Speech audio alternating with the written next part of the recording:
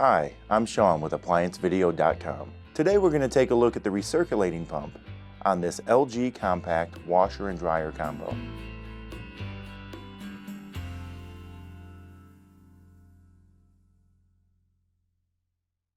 Stop! Before beginning any repair, always be sure to disconnect the power to the appliance. It is also recommended to test the outlet for the proper voltage. Remember to also turn off the water. A faulty recirculating pump on this LG combo unit may lead to a poor wash performance or a noisy operation. To begin this repair, click on the link below to view this repair video. ApplianceVideo.com guides you step by step, giving you the confidence to avoid recalls and callbacks, also saving time on repairs.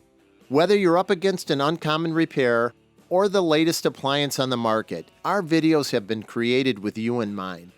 Our growing library of videos have been produced using our factory-certified technicians who have extensive in-field experience over the past 30 years.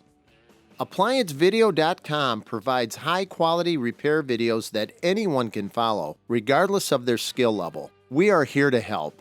Click on the link below to view this repair video, and let us help you do it right the first time.